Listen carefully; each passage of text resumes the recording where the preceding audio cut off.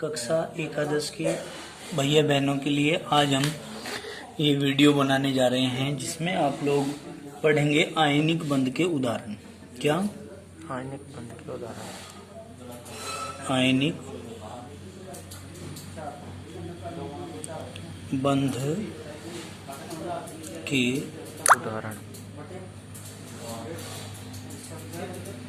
उदाहरण। ठीक है जी। अब आप इसमें जरा ध्यान से समझेंगे। नंबर 1 ये है KCl। क्या है? KCl। ये KACl।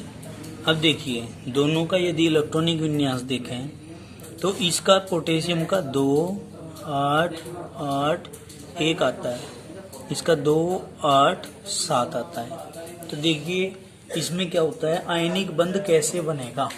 यदि ये पोटेशियम अपने एक इलेक्ट्रॉन को इसको, यानी कि ये जो एक इलेक्ट्रॉन है इसके पास, इसको Cl के 1 2 3 4 5 6 7 एक इलेक्ट्रॉन इसको दे दे तो क्लोरीन के जो हैं वो 8 पूरे हो जाएंगे। कितने पूरे हो जाएंगे?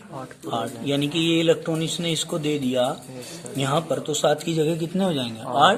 8 हो जाएंगे। तो इसका 2 8 8 और इसका भी 2 8 8, और जब बाह्यतम कोश में 8 इलेक्ट्रॉन हो जाते हैं तो हम उसको क्या कहते हैं कि अस्थाई हो गया अणु। क्या हो गया? अस्थाई हो गया। और बॉन्ड भी क्यों बनते हैं? अस्थायित्व के लिए बनते हैं। ये भी बात आप लोगों को पता है, ठीक है ना। तो जब पोटेशियम एक इलेक्ट्रॉन देता है तो पोटेशियम के ऊपर प्लस का 1 चार्ज, और Cl जब एक इलेक्ट्रॉन लेता है तो Cl के ऊपर माइनस का 1 चार्ज आ जाता है। क्लियर होगी बात? देखिए इस प्रकार से पोटेशियम जो है इसकी संयोजकता विद्युत संयोजी बंध है तो विद्युत संयोजकता होगी इनकी, पोटेशियम की +1 होगी और क्लोरीन की -1 होगी। क्या होगी? ये होंगी इनकी क्या? विद्युत संयोजकताएं। क्लियर होगी बात? चलिए अब दूसरा एग्जाम्पल हम लेते हैं। ये है हमारा MgCl2, सेकेंड एग्जाम्पल है, इसकी बात करते हैं। MgCl2 में आप लोग क्या पढ़ेंगे? देखिए ये Mg का इलेक्ट्रॉनिक विन्यास करिए पहले। तो Mg का 12 होता है, 2 8 2। Cl का 17 होता है, 2 8 और 7। तो देखिए Mg का तो है 1 और Cl के हैं 2। ठीक है, Mg के 1 है और Cl के 2 हैं, तो Mg सेंट्रल एटम हो गया, इसको बीच में रख दिया। अब देखिए आप क्लोरीन की बात करते हैं, 7 है इसके पास, 1 2 3 4 5 6, इस तरह रखा करें इन इलेक्ट्रॉनों को, 2 एक जगह 2 एक जगह 2 एक जगह, बचा 1, उसको एक जगह, 1 2 3 4 5 6 और 1 7। ये अलग टाइप के, ये अलग टाइप के, और ये Mg जो है इनसे डिफरेंट रखना है। 2 इलेक्ट्रॉन है इसके पास, 1 2। Mg ने क्या किया? Mg इसकी बात करते हैं यहाँ पर भाई, 2 8 7, इसकी बात करते हैं 2 8 7। Mg की कितने हैं? 2 नहीं, 2 और 8 और फिर 2। तो अगर ये 2 इलेक्ट्रॉन दे दे, 2 इलेक्ट्रॉनों का डाइवर्जन, एक तो इसको कर दिया एक इसको कर दिया, 8 8 नहीं हो जाएंगे यहाँ? तो 8 8 हो जाएंगे तो क्या हो जाएंगे? अस्थायी। और बॉन्ड क्यों बनता है? अस्थायित्व के लिए, अस्थायित्व प्राप्त करने के लिए, स्टेबिलिटी को गेन करने के लिए ही बॉन्ड बनते हैं। तो ये इलेक्ट्रॉन जो है यहाँ से यहाँ चला गया, ये वाला इलेक्ट्रॉन यहाँ चला गया, कितने हो गए? इसके भी 8, इसके भी 8। ठीक है ना। तो इस प्रकार से यहाँ पर बॉन्ड बन गए हैं। इस प्रकार से Mg की जो विद्युत संयोजकता है वो 2 इलेक्ट्रॉन दिए हैं तो प्लस के 2 हैं, क्लोरीन की इतनी है माइनस के 1 है। जब इसकी -1 तो इसकी भी -1 ही होनी है। तो ये हो गई इनकी क्या? बताओ विद्युत संयोजकता होगी। विद्युत संयोजकताएं। ठीक है, क्लियर होगी बात? कोई दिक्कत तो नहीं है? चलिए अब हम आगे चलते हैं। अब देखो भाई, हम यहाँ पढ़ेंगे विद्युत संयोजी यौगिकों के लक्षण। अब विद्युत संयोजी यौगिकों के लक्षण को हम अंग्रेजी में क्या कहेंगे? Characteristics of electrovalent compound. क्या कैरेक्टरिस्टिक्स ऑफ इलेक्ट्रोवैलेंट कंपाउंड कहेंगे भाई। सबसे पहले आता है भौतिक अवस्था, जिसे अंग्रेजी में कहते हैं फिजिकल स्टेट। क्या कहते हैं? Physical state. रेड पेन है क्या सोनू जी? देखो ये क्रिस्टलीय ठोस होते हैं। क्या होते हैं? क्रिस्टलीय ठोस होते हैं, जिनमें आयन एक निश्चित 3D मतलब 3 डायरेक्शनल विन्यास में जुड़े रहते हैं। काय में जुड़े रहते हैं? 3D विन्यास में जुड़े रहते हैं, और प्रत्येक क्रिस्टल में आयनों की संख्या निश्चित होती है। ठीक है भाई। प्रत्येक क्रिस्टल में जो आयन होते हैं वो क्या होती हैं? निश्चित संख्या होती है। देखिए इसमें आप लोग क्रिस्टल का चित्र भी देख रहे हैं। ठोस NaCl की स्ट्रक्चर है ये। इसमें जो डार्क वाले दिखाई दे रहे हैं, आप डार्क वाले Na पॉजिटिव हैं, और ये जो गोले वाले दिखाई दे रहे हैं लाइट कलर में हैं जो, ये Cl निगेटिव है। कैसे हैं? Cl negative. देखो इसमें एक कमी छूट गई, इस बॉन्ड को इस बॉन्ड से दिखाने की, ये इस बॉन्ड से इस बॉन्ड को दिखाने की, इस बॉन्ड से इस बॉन्ड को। तो देखिए किस तरह एक दूसरे से जुड़े हुए हैं, और ये जाल का स्ट्रक्चर बना रहे हैं। कैसा? जाल का। समझ में आई बात? कोई दिक्कत तो नहीं है। तो भौतिक अवस्था से पता चल गया भी दूसरी युग का लक्षण क्या है। सबसे पहला भौतिक अवस्था। भौतिक अवस्था में क्या कहना है? क्रिस्टलीय ठोस होते हैं, इनमें आयनों की जो व्यवस्था होती है वो 3D विन्यास में जुड़ी हुई होती है। ठीक है। 3 डायरेक्शन। देखो 3 डायरेक्शन क्या होता है? 1 2 3 दिशाओं में चलता है। जैसे कमरे के कोने होते हैं, कमरे को देखो आप, उसमें कोने को देखो, एक ऊपर को, 2 इधर को जा रही हैं, तो 3 दिशाओं में होगी कि नहीं? 3 दिशाओं के लिए 3 डायरेक्शनल बोलते हैं। अब देखिए दूसरी बात क्या कहेंगे? ये कहेंगे कि ये आयन प्रबल बलों द्वारा बंधे हुए होते हैं। काहे के द्वारा? प्रबल बलों के द्वारा बंधे होते हैं, जिस कारण ये गति करने के लिए स्वतंत्र नहीं होते हैं। काहे के लिए? गति करने के लिए क्या नहीं होते? स्वतंत्र नहीं होते। और भाई गति क्यों नहीं कर सकते? क्योंकि मजबूत बंधों के द्वारा बंधे हुए हैं। इन प्रबल बलों के कारण ही आयनिक ठोस जो होता है वो अवाष्पशील तथा उच्च घनत्व वाला होता है। मतलब अवाष्पशील मतलब वाष्प नहीं होती, माने अनुपस्थित, वाष्पशील माने वाष्प, मतलब वाष्प की तरह नहीं होते हैं। समझ गए? क्यों? वाष्प के जो मॉलिक्यूल होते हैं वो तो ढीले ढाले जुड़े हुए होते हैं, और एक स्टेट से दूसरी स्टेट में चेंज हो जाते हैं हल्का सा टेम्परेचर देने पर ही। ठीक है। और उनके घनत्व भी कम होते हैं, इनके घनत्व ज्यादा है, वजन ज्यादा है इनका। ठीक है। अब बात करते हैं गलनांक व कवतनांक। रेड पेन चाहिए था, रेड पेन। देखो आयनिक क्रिस्टल के निर्माण की इकाई आयन होते हैं। क्या होते हैं भाई? देखो हमने क्या कहा? आयनिक क्रिस्टल की निर्माण इकाई आयन होते हैं। क्या होते हैं? आयन, न कि अणु। क्रिस्टल की जो निर्माण होता है वो आयनों से होता है, अणुओं से नहीं होता। आयनिक यौगिकों में अणु का कोई अस्तित्व नहीं होता, आयन का अस्तित्व होता है। किसका? आयन का। क्लियर होगी बात? आगे देखिए दूसरा चलते हैं, गलनांक तक है कवतनांक। दूसरा लक्षण है गलनांक और कवतनांक। सबसे पहले ये पता होना चाहिए, गलनांक को अंग्रेजी में मेल्टिंग पॉइंट और कवतनांक को बॉइलिंग पॉइंट बोलते हैं। क्लियर? गलनांक की परिभाषा क्या होती है? वो तापमान, क्या? वो तापमान जिस पर कोई भी ठोस पदार्थ गलने लग जाए। कवतनांक की क्या होती है? वह टेम्परेचर या तापमान जिस पर कोई भी द्रव उबलने लगता है। गलनांक किसका होता है? ठोसों का। और कवतनांक किसका होता है? द्रवों का। क्लियर होगी बात? अब आगे चलते हैं। विपरीत आयनों के मध्य आकर्षण बलों के कारण इन यौगिकों में आयनों को अलग अलग करने के लिए उच्च ऊर्जा की आवश्यकता होती है। भाई प्लस माइनस चार्ज होते हैं इनमें, आयनिक यौगिकों में, क्योंकि आयनों से मिलकर के ही बने हुए होते हैं। तो प्लस माइनस है तो आकर्षण बल ज्यादा पावरफुल है, तो उसको तोड़ने के लिए भी ज्यादा एनर्जी की आवश्यकता पड़ेगी। इसीलिए कह देते हैं कि गलनांक और कवतनांक इनके उच्च होते हैं। ठीक है। अतः इनके गलनांक व कवतनांक उच्च होते हैं। ठीक है। आगे देखो, कठोर तथा भंगुर। कठोर तथा भंगुर, हार्ड एंड ब्रिटल। कठोर को हार्ड और भंगुर को ब्रिटल। मतलब भाई विद्युत संयोजी यौगिक कठोर होते हैं क्योंकि प्लस माइनस आयनों से बने हुए हैं, मजबूत बल लगे हुए इनके बीच में, तो कठोर नहीं होंगे। परंतु क्रिस्टल पर बाह्य बल अगर लगा दिया जाए, ठीक है। तो इनकी विभिन्न परतों में सापेक्ष गति के कारण ये भंगुर होते हैं, मतलब चूर चूर हो जाते हैं। अगर बाहर से बल लगा दिया जाए, बाहर से हथौड़ा मार दिया जाए, क्या हो जाएंगे? चूर चूर हो जाएंगे। फिर इसके बाद आता है विलेयता। विलेयता में आप पढ़ रहे कि ये यौगिक तो बहुत कठोर होते हैं, ठीक है नहीं, तो हम क्या कहेंगे? सोल्युबिलिटी बोलते हैं विलेयता को हिंदी में। हम कहेंगे विद्युत संयोजी यौगिक ध्रुवीय विलायकों, ध्रुवीय विलायक मतलब ध्रुवीय मतलब प्लस और माइनस जिनमें आते हैं, क्या? जिनमें प्लस और माइनस आते हैं, ऐसे विलायकों जैसे कि जल, जल मतलब H2O, ठीक है नहीं, कहीं कहीं से मिल करके बना हुआ है, H प्लस प्लस के OH माइनस, इनसे मिल करके बना हुआ है, जैसे जल इत्यादि में विलय होते हैं।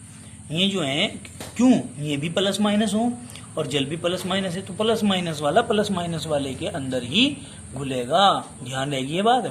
तुमने कहा इसके विपरीत अध्रुवीय विलायकों जैसे कार्बनिक विलायकों में ये अविलय होते हैं, ठीक है, कोई दिक्कत तो नहीं है। में विलायक जिनके परावैद्युत स्थिरांक उच्च होते हैं विद्युत संयोजी यौगिकों के अच्छे विलायक होते हैं, मतलब जिनके परावैद्युत स्थिरांक मतलब गाढ़ेपन की माप अच्छी होती है, उनमें घुल जाते हैं। समझ में आई बात? कोई दिक्कत तो नहीं है? क्लियर हो गया? आगे चलते हैं भाई। इसके बाद हम क्या कहेंगे? नेक्स्ट पॉइंट हमारा आता है, अब हम पढ़ेंगे विद्युत चालकता। लो भाई इसको ऐसे पकड़ो, क्या कहेंगे? विद्युत चालकता। विद्युत चालकता में आप लोग क्या पढ़ रहे हो? करंट इलेक्ट्रिसिटी बोलते हैं या इलेक्ट्रिकल कंडक्टिविटी भी आप कह सकते हो। हम कहेंगे ठोस अवस्था में आयनिक यौगिक विद्युत के कुचालक होते हैं, मतलब जब तक ये ठोस अवस्था में रहेंगे, जैसे NaCl है, क्या है? Na प्लस और Cl माइनस, जब तक ये कैसी अवस्था में है भाई? NaCl ठोस अवस्था में, तब तक तो इनमें करंट बहने का नहीं, तब तक तो ये कुचालक की बात ही काम करेंगे, क्योंकि ठोस अवस्था में आयन गति करने के लिए स्वतंत्र नहीं होते हैं। गलित अवस्था अथवा विलयन में आयन गति कर सकते हैं। लिक्विड फॉर्म यदि इनकी होती है तो उसमें ये गति कर सकते हैं, ठीक है जी, उसमें कर सकते हैं गति। अतः गलित अवस्था अथवा विलयन में आयनिक यौगिक विद्युत के सुचालक होते हैं। क्या होते हैं जी? विद्युत के सुचालक होते हैं, ठीक है, कोई दिक्कत तो नहीं है? समझ में आ गई बात? अब इसके बाद देखते हैं समावयवता। हम कहेंगे कि आयनिक बंध अदेशिक होते हैं, मतलब आयनिक बॉन्ड जितने भी होते हैं इनकी कोई दिशा नहीं होती, इसीलिए हमने कह दिया नॉन डायरेक्शनल होते हैं। अतः ये यौगिक समावयवता भी प्रदर्शित नहीं करते। समावयवता मतलब प्रदर्शित नहीं करते, मतलब समावयवता क्या होती है? समान अवयवता, मतलब जिसके अणुसूत्र होते हैं एक ही और रूप होते हैं अलग अलग, ठीक है। अब देखिए दूसरा टॉपिक आता है समाकृतिकता, मतलब समान आकृतिकता, मतलब जिसमें समान आकृति हो, अंग्रेजी में आइसोमॉर्फिज्म कहते हैं इसको। हम कहेंगे वे भिन्न आयनिक यौगिक जिनमें परमाणुओं का विन्यास व ज्यामिति समान होती है एक दूसरे के समाकृतिक कहलाते हैं। क्या कहलाते हैं? एक दूसरे के समाकृतिक कहलाते हैं। उदाहरण में क्या कहेंगे? ZnSO4 × 7H2O तथा FeSO4 × 7H2O, ठीक है, ये है इसका फॉर्मूला। तो हमने क्या कहा? एक दूसरे के समा आकृतिक होते हैं ये सभी फिटकरियां भी ऐसी हैं जिसका K2SO4 × Al2SO4 का होल × 24H2O होता है फॉर्मूला, ठीक है, पोटास फिटकरी का। हाँ जी, आपस में समाकृतिक तो दिखाती हैं, कैसी होती हैं? समाकृतिक, ठीक है। आगे समझना मिलो। अब देखो इसने कहा यदि किसी क्रिस्टल को उसके समाकृतिक यौगिक के संतृप्त विलयन में रखा जाए तो उसके आकार में वृद्धि हो जाती है। क्या हो जाएगी? वृद्धि। ये बात समझने की, अगर दो फिटकरियों को आपस में मिला दिया जाए तो कुछ टाइम के बाद, कुछ समय के बाद वे आपस में मिल जाएंगी और बड़े आकार में तब्दील हो जाएंगी, ठीक है, कोई दिक्कत तो नहीं है। अब आता है आयनिक अभिक्रियाएं। आयनिक यौगिक की अभिक्रियाओं में आयन भाग लेते हैं तथा ये अभिक्रियाएं बहुत तीव्र यानी कि 10⁻⁻8 सेकंड में पूर्ण हो जाती हैं। क्या हो जाती है भाई? 10⁻⁻8 सेकंड में पूर्ण हो जाएंगी, इतनी फास्ट होती है ये रिएक्शन। समझ में आई बात? इसके बाद हम अपने नए टॉपिक पर आते हैं जिसमें हम पढ़ने जा रहे हैं इलेक्ट्रॉन युग्म बंध अथवा सहसंयोजी बंध, लोइस सिद्धांत। क्या? लुईस सिद्धांत बोलते हैं सहसंयोजी बंध का। अब देखिए, इलेक्ट्रॉन पेयर बॉन्ड और कोवेलेंट बॉन्ड का लुईस कंसेप्ट आप पढ़ने जा रहे हैं। लुईस नामक वैज्ञानिक ने इसके बारे में बताया था। तो क्या कहते हैं भाई, इसमें होता है साझेदारी। साझेदारी इसके विषय में पहले भी हमने आपको समझाया था वीडियो में। हम कह रहे हैं दो परमाणुओं के मध्य इलेक्ट्रॉनों की सम साझेदारी से बना बंध सहसंयोजी बंध कहलाता है। सम साझेदारी मतलब समान साझेदारी से। हम कहेंगे दो परमाणुओं के मध्य इलेक्ट्रॉनों की समान साझेदारी से बना बंध सहसंयोजी बंध कहलाता है। क्या कहलाता है? सहसंयोजी बंध कहलाता है। उदाहरणार्थ एक इलेक्ट्रॉन इसका, एक इलेक्ट्रॉन इसका इज इक्वल टू ए के बीच में दोनों इलेक्ट्रॉन आगे, मतलब बीच में ले लिए दो इलेक्ट्रॉन बॉन्ड के लिए। किसके लिए? बॉन्ड के लिए। अब दो इलेक्ट्रॉन मिलते हैं तो सिंगल बॉन्ड बनता है। समझ में आई बात? तो क्या कहा, दो परमाणुओं के मध्य इलेक्ट्रॉनों की समान साझेदारी से जो बंध बनता है सहसंयोजी बंध कहलाता है। उदाहरण में आपने दिखाया ये यहाँ पर, ठीक है। अब देखो, इसमें क्या होता है, साझे किए गए दोनों इलेक्ट्रॉनों पर दोनों परमाणुओं का बराबर अधिकार होता है। ठीक है। अब देखिए, समझिए इस बात को। क्या कहा,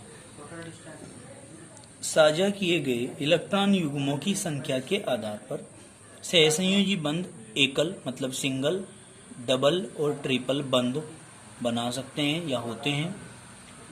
इन्हें क्रम से A single bond A double bond A और ए ट्रिपल बॉन्ड ए से प्रदर्शित करते हैं। सिंगल, डबल और ट्रिपल बॉन्ड को हम कैसे प्रदर्शित करेंगे पता चल गया। इनमें क्रम से 1, 2 व 3 इलेक्ट्रॉन युग्मों की साझेदारी होती है। ठीक है जी। कितने कितने की? 1, 2 या फिर 3 इलेक्ट्रॉन युग्म। युग्म मतलब जोड़ों की, इलेक्ट्रॉन के जोड़ों की साझेदारी होती है। मतलब अगर एक जोड़ा इलेक्ट्रॉन है तो सिंगल बॉन्ड, दो जोड़े इलेक्ट्रॉन है तो डबल बॉन्ड, और 3 जोड़े इलेक्ट्रॉन है तो ट्रिपल बॉन्ड बनेगा। क्लियर होगी बात? और ये सिंगल, डबल और ट्रिपल जो बॉन्ड होते हैं, इनको हम सामूहिक रूप से सहसंयोजी बंध कह देते हैं। क्या कह देते हैं? सहसंयोजी बंध कह देते हैं।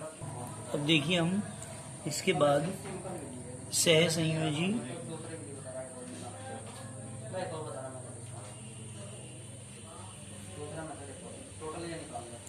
बंधों के प्रकार में सबसे पहले पढ़ते हैं समद्वितीय परमाणु अणु। समद्वितीय परमाणु अणु। देखो बेटे, ये जो है अपने नाम से ही आइडेंटिफाई कर देते हैं सब चीजें। ठीक है। क्या? समद्वितीय परमाणु अणु। इसको हम अंग्रेजी में कहते हैं होमो डाई एटोमिक मॉलिक्यूल। क्या कहते हैं? होमो डाई एटोमिक मॉलिक्यूल। ठीक है। अब देखो ध्यान से, नंबर 1 क्या होगा? एक बात हम कहते हैं सम माने समान, समान। द्वि माने दो, परमाणु माने परमाणु, मिलकर।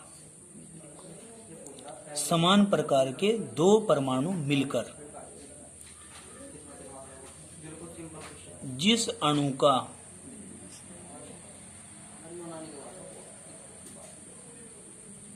निर्माण करते हैं क्या कहलाते हैं? समद्वितीय परमाणु अणु कहलाते हैं। ठीक है। अब इसमें आप लोग फॉर एग्जांपल में कह सकते हो, क्या कह सकते हो? सबसे पहला क्या है? वो कहाँ गया? पेन था हमारे पास। हम उसको इसको कहते हैं जैसे H2 अणु। H2 अणु, H2 समान दो हाइड्रोजन, हाइड्रोजन दो नहीं हो गए, परमाणु नहीं है, मिलेंगे आपस में। दोनों के पास, ये इसके पास है इलेक्ट्रॉन, एक इसके पास है इलेक्ट्रॉन। साझेदारी कर ली, इसने इस परमाणु के इस इलेक्ट्रॉन के साथ साझेदारी कर ली, इस वाले हाइड्रोजन ने इसके साथ साझेदारी कर ली। समझ में आ गई बात? कोई दिक्कत तो नहीं है। तो क्या हुआ? दो इलेक्ट्रॉन युग्म हो गए, मतलब हाइड्रोजन, हाइड्रोजन के बीच में क्या आ गया? एक इलेक्ट्रॉन का जोड़ा आ गया। तो हम क्या कह सकते हैं भाई कि हाइड्रोजन सिंगल बॉन्ड हाइड्रोजन, क्योंकि दो इलेक्ट्रॉन मिलकर एक बॉन्ड बनाते हैं। क्लियर होगी बात? कोई दिक्कत तो नहीं है। अब इसके बाद क्या करेंगे? दूसरा आता है सेकंड वाला समद्वीप परमाणु कणों में क्या Cl2। Cl2 में क्या करेंगे, देखो ध्यान से, क्लोरीन का आपको पता है 2 8 7, बाह्यतम कोश में कितने इलेक्ट्रॉन, 7 इलेक्ट्रॉन।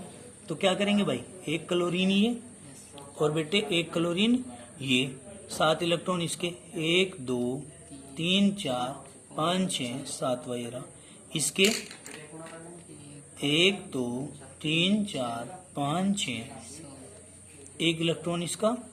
तो क्या करेंगे भाई, इस क्लोरीन ने इसके एक इलेक्ट्रॉन के साथ साझेदारी कर ली, इस क्लोरीन ने इसके एक इलेक्ट्रॉन के साथ साझेदारी कर ली, बीच में कितने इलेक्ट्रॉन हो गए, 2, यानी कि क्लोरीन क्लोरीन के बीच में क्या हो गया, 2 इलेक्ट्रॉन हो गए, 2 इलेक्ट्रॉन हो गए, तो क्लोरीन सिंगल बॉन्ड क्लोरीन ये बन जाएगा।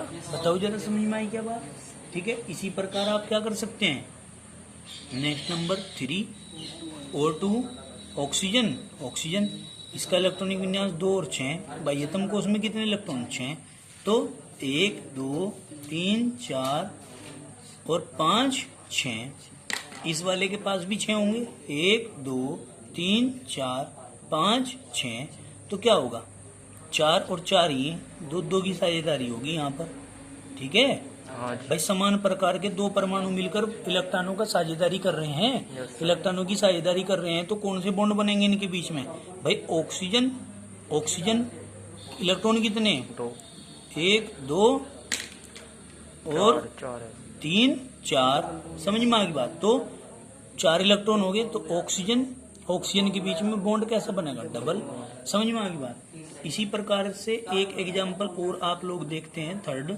है ये, फोर्थ है, जिसका नाम है N2 नाइट्रोजन का अणु देख रहे हैं आप लोग, यानी कि एक नाइट्रोजन ये, एक नाइट्रोजन ये, इसका 2 और 5 है। अब देखिए 1 2 3 4 5, ठीक है, 5 ही तो है इसके पास भी 5 है, 1 2 3 4 5, 2 ये और 3 ये और 3 ये, कितने हो गए, 8, इसके भी 8 पूरे हो गए। अब नाइट्रोजन की इसके अगर देखें तो इसके भी 8 पूरे हो गए। क्यों 8 पूरे कर रहे हैं, स्थिर अपने आप को अस्थायी करने के लिए। तो इलेक्ट्रॉन दिखा दो, 1 2 3, इसके पास दिखाइए 1 2 3, फैशन नहीं चलता केमिस्ट्री में बिल्कुल भी, ठीक है ना। केमिस्ट्री में क्या नहीं चलता, फैशन बिल्कुल नहीं चलता, इसमें तो नॉर्मली जनरली बातें चलती हैं, जो बेस है, बेसिकली चीजें हमें चलती हैं। अब इस साधारण भाषा में समझोगे तो ज्यादा समझ में आएगी। अब देखिए नाइट्रोजन कितने इलेक्ट्रॉन के जोड़े हैं, एक जोड़ा एरा, दूसरा एरा, तीसरा एरा, तो इनके बीच में भी ट्रिपल बॉन्ड आएगा ही आएगा, ठीक है। आज की इस वीडियो में आपने समद्वीप परमाणु अणु तक पढ़ा है, इसको यहीं तक कार्य को करेंगे और यहीं तक इसकी तैयारी करेंगे। आज के लिए इतना ही काफी, बाकी करेंगे कल। धन्यवाद, ठीक है।